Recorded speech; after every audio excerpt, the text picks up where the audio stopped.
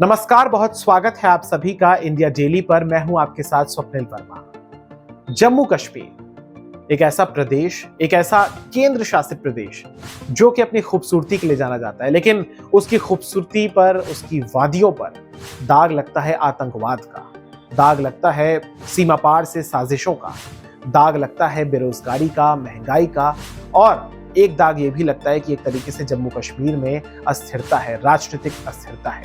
लेकिन इन तमाम चीज़ों पर एक तरीके से रोकने के लिए, इन तमाम चीज़ों को टैकल डाउन करने के लिए, इनसे निपटने के लिए हम चुनाव कराते हैं। और जम्मू कश्मीर में लोकतंत्र का उत्सव आया एक बार फिर से। विधानसभा चुनाव वहां पर 10 वर्षों के बाद हुए, आखिरी बार 2014 में हुए थे, और इसके बाद जो अब विधानसभा चुनाव हुए हैं वो शांतिपूर्ण तरीके से संपन्न हुए, और अब उसके एग्जिट पोल भी आ चुके हैं। तो एग्जिट पोल यानी कि एक ऐसा नजरिया, एक ऐसा आप कह सकते हैं कि रिफ्लेक्शन कि क्या कुछ हो सकता है असली डेट को, असली नतीजों पर। लेकिन फिर मैं यहाँ पर एक चीज कहूंगा कि ये जो एग्जिट पोल होते हैं ये गारंटी नहीं होते हैं, बस हमें एक अनुमान देने का ये एक तरीके से प्रयास करते हैं, और हम लोग ये अनुमान लगाते हैं कि क्या कुछ हो सकता है। एग्जैक्ट जो तस्वीर साफ होगी वो तो 8 अक्टूबर को हो जाएगी, लेकिन फिलहाल जम्मू कश्मीर को लेकर जो तस्वीर सामने आ रही है वो बीजेपी के लिए, जो कि वहां पर एक तरीके से केंद्र सरकार का वहां पर शासन था एलजी के माध्यम से, तो बीजेपी के लिए बुरी खबर है। लेकिन नेशनल कॉन्फ्रेंस और कांग्रेस के गठबंधन के लिए एक सुखद तस्वीर है, सुखद खबर है।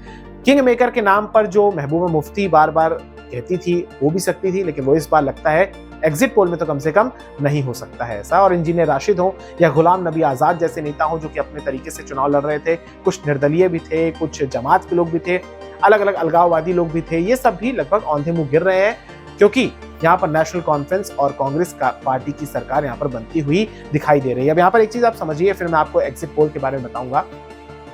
जम्मू जो है, जम्मू कश्मीर जो है, ये 2 हिस्सों में बटा हुआ है। पहले लद्दाख भी इसका हिस्सा हुआ करता था, लेकिन 2019 में जब 370 हटाया गया, उसके बाद जब राज्य की दोबारा सीमा निर्धारण किया गया, दोबारा विभाजन हुआ, पुनर्गठन किया गया जम्मू कश्मीर का, तो जम्मू कश्मीर से लद्दाख का एरिया चला गया। अब जम्मू कश्मीर में कुल 90 लोकसभा की सीटें, 90 विधानसभा की सीटें, माफ कीजिएगा, और इन 90 में से 43 सीटें, जो कि कभी 37 हुआ करती थी, जो 43 सीटें हैं, 43 सीट्स ये जम्मू में आती हैं, और जो 47 सीटें हैं वो कश्मीर में आती हैं, जो पहले 46 हुआ करती थी। यहाँ पे साफ तौर पर आपको दिख सकता है कि सरकार या मुख्यमंत्री तो कश्मीरी ही होगा, क्योंकि 46 सीटें तो वहीं से आती हैं, और ऐसा हो भी रहा है। ये यहाँ पर पॉपुलेशन का भी मसला है, यहाँ पर रिलीजन का भी मसला है, खैर उस पर बात कभी और होगी। लेकिन जम्मू कश्मीर का ये स्थिति है कि 43 सीटें जम्मू संभाग में आती हैं, और जो 47 सीटें हैं वो कश्मीर संभाग में आती हैं। जम्मू संभाग जो है वो हिंदू बहुल है, और कश्मीर संभाग जो है वो, कश्मीर क्षेत्र जो है वो मुस्लिम बहुल है। ये आपके लिए बेसिक जानकारी है। अब मैं आपको जल्दी से बताता हूँ कि आखिर जो एग्जिट पोल है वो क्या कुछ कह रहे हैं। देखिए, जो इंडिया टुडे सी वोटर का सर्वे है वो कहता है एग्जिट पोल की भाजपा जो है वो 27 से 32 सीटें हासिल कर सकती है एक तरीके से जम्मू में। जम्मू कश्मीर में पूरा ये कह रहे हैं, लेकिन मोस्टली इसमें जो सीटें हैं वो जम्मू की हैं। इसके अलावा बात अगर हम करें नेशनल कॉन्फ्रेंस और कांग्रेस की, तो 40 से 48 सीटें यहाँ पर साफ तौर पर दिख रहा है कि गठबंधन जो 46 का आंकड़ा है जादुई, उसको पार कर सकता है। ठीक वैसे ही हरियाणा जैसी स्थिति है, 90 सीटें और 46 का ये आंकड़ा है। यहाँ पर नेशनल कॉन्फ्रेंस और कांग्रेस आगे दिख रही है इंडिया टुडे सी वोटर्स के सर्वे के अनुसार। इसके अलावा पीडीपी जो यहाँ पर जुड़ रही है वो 6 से 12 सीटों पर सिमटती हुई दिख रही है, वहीं अन्य जो है वो 6 से 11 सीटों पर आ सकते हैं।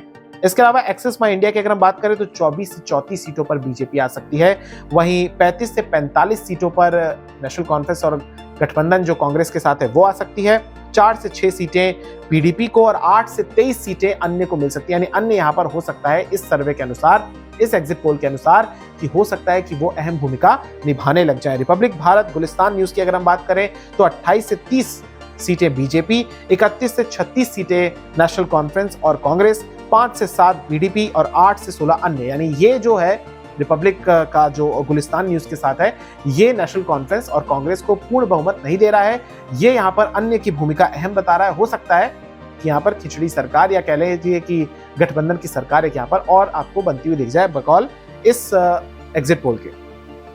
न्यूज 24 चाणक्य की अगर हम बात करें तो वही स्थिति है, 23 से 27 सीटें जम्मू में बीजेपी को, 46 से 50 सीटें पूर्ण बहुमत के साथ ये दे रहा है नेशनल कॉन्फ्रेंस और कांग्रेस को। इसके अलावा जो 7 से 11 सीटें हैं वो दे रहा है पीडीपी को, और 4 से 6 सीटें आ सकती हैं अन्य के खातों में। मनी कंट्रोल की अगर हम बात करें तो 27 सीटें बीजेपी, 41 सीटें गठबंधन को, कांग्रेस और नेशनल कॉन्फ्रेंस, 7 सीटें पीडीपी और 15 सीटें अन्य के हवाले हो सकती हैं। अंत में दैनिक भास्कर की अगर हम बात करें तो 20 से 25 सीटें बीजेपी को, लगभग सबसे कम सीटें यही दे रहा है जम्मू में। 35 से 40 सीटें दे रहा है जम्मू कश्मीर में मुख्य तौर पर नेशनल कॉन्फ्रेंस और कांग्रेस को, और पीडीपी को 4 से 7 और अन्य के खाते में 12 से 18 सीटें आ सकती हैं। तो जम्मू कश्मीर की स्थिति यह है। अगर आप मुख्य तौर पर एक तस्वीर देखें तो पोल ऑफ पोल्स ये कहता है कि जम्मू में 28 सीटें, 29-30 सीटें तक बीजेपी आ सकती है। पूरे जम्मू कश्मीर की अगर हम बात करें, मुख्य तौर पर जम्मू में ही उनका फोकस रहा। और जो कश्मीर संभाग है, जम्मू कश्मीर ओवरऑल अगर हम देखेंगे, कांग्रेस ने ज्यादा सीटों पर कश्मीर में चुनाव नहीं लड़ा है, मुख्य फोकस उनका भी जम्मू में था। कश्मीर में फुल ऑन नेशनल कॉन्फ्रेंस थी। तो जम्मू कश्मीर में नेशनल कॉन्फ्रेंस और कांग्रेस के गठबंधन को 40 से लेकर 50 सीटें भी आ सकती हैं। वहीं पीडीपी 7 से लेकर 10 सीटों पर सिमट सकती है और अन्य के खाते में भी 7-8 सीटें, 11 सीटों तक जा सकता है। तो फिलहाल जम्मू कश्मीर का पोल ऑफ पोल्स ये था, और उम्मीद करते हैं कि अब आने वाले समय में जब 8 अक्टूबर को नतीजे आएंगे तो स्थिति और साफ हो जाएगी। लेकिन एक तरीके से पीडीपी के लिए, जिन्होंने वैचारिक मतभिन्नता होने के कारण, मतभेद होने के बावजूद भी बीजेपी के साथ अलायंस किया था, उनको ऐसा लगता है कि कश्मीर की जनता ने उन्हें सजा दी है।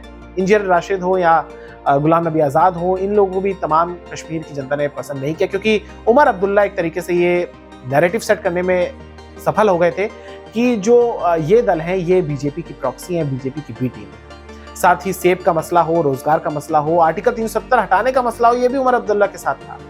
लेकिन फिर भी जनता ने उन्हें वोट दिया है, और जो बीजेपी जिन मुद्दों पर लड़ रही थी, यानी कि विकास का मुद्दा, परिवारवाद का मुद्दा, एक तरीके से आर्टिकल 370 हटाने का मुद्दा, आतंकवाद को खत्म करने का मुद्दा, कम करने का मुद्दा, वो तमाम मुद्दे लगता है कि असरदायक नहीं हो रहे हैं। नेशनल कॉन्फ्रेंस और कांग्रेस पार्टी की सरकार बनती है नहीं, ये अंततः मुहर इस पर 8 तारीख को लगेगी। लेकिन फिलहाल एग्जिट पोल में ये लगता है कि ये पार्टियां जीत जाएंगी। फिलहाल इस वीडियो में इतना ही। इस वीडियो को ज्यादा से ज्यादा शेयर करिएगा और हमारे चैनल इंडिया डेली को सब्सक्राइब करिएगा। नमस्कार।